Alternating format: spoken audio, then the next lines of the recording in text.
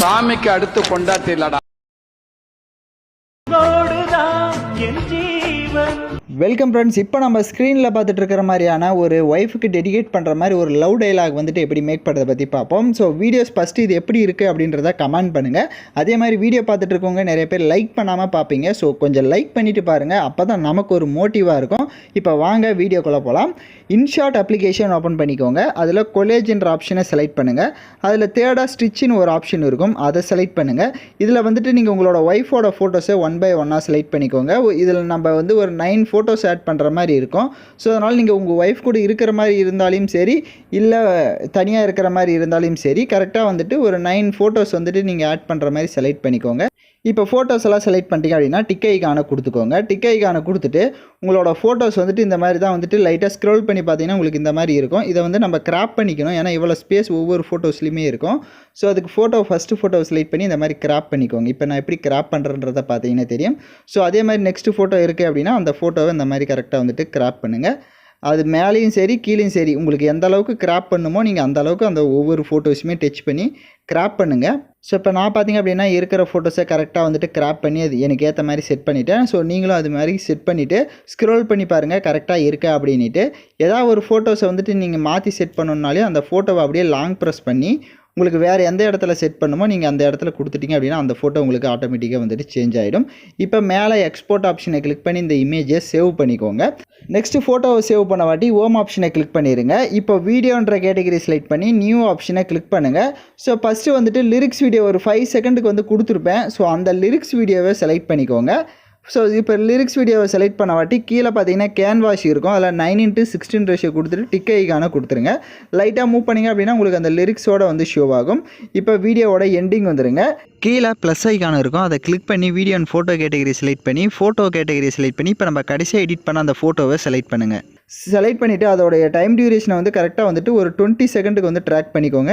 ஏன்னா 20 செகண்டுக்கு தான் அந்த லிரிக்ஸ் இருக்கும். இந்த மாதிரி 20 செகண்டுக்கு கரெக்டாக வந்து ட்ராக் பண்ணிக்கோங்க. ட்ராக் பண்ணிவிட்டு இப்போ இந்த இமேஜ் கிட்ட வந்துடுங்க. ஸோ இமேஜ் ஸ்டார்டிங் இடத்துக்கு வந்துட்டு இமேஜை இந்த மாதிரி ஜூம் பண்ணிக்கோங்க. ஸோ கரெக்டாக இந்த ஃபில் ஸ்க்ரீனில் இருக்கணும், இந்த மாதிரி ஜூம் பண்ணிவிட்டு ஃபஸ்ட்டு ஃபோட்டோ மேலே இருக்கிற மாதிரி செட் பண்ணுங்கள். ஸோ ஃபஸ்ட்டு ஃபோட்டோ கரெக்டாக மேலே இந்த மாதிரி எட்ஜில் இருக்கணும். ஸோ இப்போ வீடியோவோட அந்த கரெக்டாக நம்ம ஃபோட்டோ ஸ்டார்ட் ஆகிற இடத்துக்கு வந்துடுங்க. அந்த ஃபஸ்ட்டு ஃபோட்டோ மேலே இந்த மாதிரி இருக்கணும். இப்போ இங்கே கீழே பாருங்கள் ஒரு கீ ஆப்ஷன் இருக்கும், அது மேலே ஒரு ப்ளஸ் ஆப்ஷனை கொடுத்துட்டு வீடியோவோட எண்டிங் வந்துடுங்க. இங்கே ஒரு ப்ளஸ் ஆப்ஷனை கொடுத்துட்டு அப்படியே அந்த ஃபோட்டோவை அப்படி கீழே இருக்க லாஸ்ட்டு ஃபோட்டோவுக்கு ஸ்க்ரோல் பண்ணுங்கள். அப்படியே அப்படி லாஸ்ட்டு ஃபோட்டோவுக்கு ஸ்க்ரோல் பண்ணிட்டு இப்போ டிக் ஆப்ஷனை கொடுத்துட்டு பேக்கில் வந்துட்டிங்கன்னா உங்களுக்கு கரெக்டாக இந்த மாதிரி வந்துட்டு ஸ்க்ரோல் ஆகும். இப்போ இந்த ஃபோட்டோ மறுபடியும் ஸ்டார்ட் ஆகிற இடத்துக்கு வந்துடுங்க கரெக்டாக. இப்போ பிப் ஆப்ஷனை செலக்ட் பண்ணுங்கள். உங்களுக்கு ஒரு பார்டர் இமேஜ் வந்து கொடுத்துருப்பேன், லைன் இமேஜ். ஸோ அந்த இமேஜை செலக்ட் பண்ணிக்கோங்க. இங்கே ஸ்ப்ளிட் ஸ்க்ரீன் ஆப்ஷன் இருக்கும், அதை கொடுத்து ஃபுல் ஸ்க்ரீன் செட் பண்ணிடுங்க. அந்த இமேஜோட டைம் டியூரேஷனே வீடியோவோட எண்டிங் வரையே ட்ராக் பண்ணிக்கோங்க. நம்மளோட இமேஜ் கொஞ்சம் பிளர்ராக தெரிகிற மாதிரி தான் இருக்கும் இப்போதைக்கு, பட் எக்ஸ்போர்ட் பண்ணிட்டீங்க அப்படின்னா கரெக்டாக உங்களுக்கு செட் ஆகிடும். அதனால் இப்போதைக்கு அந்த மாதிரி இருக்கும். இப்போ கரெக்டாக வந்துட்டு அந்த டயலாக் கரெக்டாக நம்ம ஃபோட்டோ ஸ்டார்ட் ஆகிற இடத்துக்கு வந்துடுங்க. பிப் ஆப்ஷனை செலக்ட் பண்ணுங்கள். வீடியோ கேட்டகரியை கிளிக் பண்ணுங்கள். உங்களுக்கு ஒரு அந்த லிரிக்ஸ் வீடியோவே ஃபுல் சாங் வந்து கொடுத்துருப்பேன், லிரிக்ஸ் வீடியோ, அதை செலக்ட் பண்ணிக்கோங்க. அதில் உங்களுக்கு மறுபடியும் அந்த டயலாக் வந்து ஷோ ஆகும். ஸோ அந்த டயலாகை வந்து நம்ம கட் பண்ணி எடுத்துக்கணும். ஸோ நீங்கள் லைட்டாக மூவ் பண்ணிவிட்டு கரெக்டாக லைட்டாக மூவ் பண்ணுங்கள் வீடியோவை. உங்களுக்கு அந்த லிரிக்ஸ் வந்து ஸ்டார்ட் ஆகும். சாங் நீங்கள் ப்ளே பண்ணி கூட பார்த்துக்கோங்க. உன்னோடு தான் அப்படின்ற லிரிக்ஸ் வந்து ஸ்டார்ட் ஆகும். அதுக்கு முன்னாடி கரெக்டாக வந்து நம்ம கட் பண்ணிக்கலாம். இங்கே ஸ்ப்ளிட்டுன்னு ஒரு ஆப்ஷன் இருக்கும், அதை கிளிக் பண்ணுங்கள். கரெக்டாக அந்த டயலாக் வரதுக்கு முன்னாடி கொடுத்துட்டு இங்கே இந்த அதுக்கு முன்னாடி இருக்க ஒரு 4 செகண்ட் வீடியோவை டெலிட் ஆப்ஷன் இருக்கும், அதை கொடுத்து டெலிட் பண்ணிடுங்க. இப்போ அந்த லிரிக்ஸ் வீடியோவை அப்படியே லாங் ப்ரெஸ் பண்ணி கரெக்டாக அந்த ஃபோட்டோ ஸ்டார்ட் ஆகிற இடத்துக்கு வந்து செட் பண்ணிடுங்க. இப்போ அப்படியே வீடியோவை மூவ் பண்ணிங்க அப்படின்னா கீழே உங்களுக்கு கிராப்புன்ற ஆப்ஷன் இருக்கும், அதை செலக்ட் பண்ணுங்கள். ஸோ நம்ம சேனல் வாட்டர் மார்க் இருக்கும், அதை வந்து கிராப் பண்ணிவிட்டு டிக் ஐகானை கொடுங்க. அப்படியே எகைன் ஸ்க்ரோல் பண்ணிங்கன்னா பிளண்ட் ஆப்ஷன் வரும், அதில் ஸ்க்ரீன் ஆப்ஷன் கொடுத்துட்டு டிக் ஐகானை கொடுத்துருங்க. லைட்டாக மூவ் பண்ணிங்கன்னா உங்களுக்கு இந்த மாதிரி தான் லிரிக்ஸ் ஷோ ஆகும். இப்போ அந்த லிரிக்ஸ் வீடியோவை கொஞ்சம் ஜூம் பண்ணிக்கோங்க. ஜூம் பண்ணி அந்த சென்டரில் ஒரு இமேஜ் வந்து நம்ம ஆட் பண்ணியிருந்திருப்போம். ஸோ அந்த இதுக்குள்ளே கரெக்டாக இதை வந்து செட் பண்ணிக்கோங்க. ஸோ நான் எப்படி செட் பண்ணியிருக்கேனோ சேம் அந்த மாதிரி செட் பண்ணிவிட்டு எகைன் அந்த ஃபோட்டோ ஸ்டார்ட் அந்த ஃபோட்டோ ஸ்டார்ட் ஆகிற இடத்துக்கு வந்துடுங்க. வந்துட்டு பிப் ஆப்ஷனை செலக்ட் பண்ணுங்கள். ஃபோட்டோ கேட்டகரியை கிளிக் பண்ணுங்கள். எமோஜி பிஎன்ஜி வந்து கொடுத்துருப்பேன். ஸோ அந்த இமேஜ் இப்போ செலக்ட் பண்ணிக்கோங்க.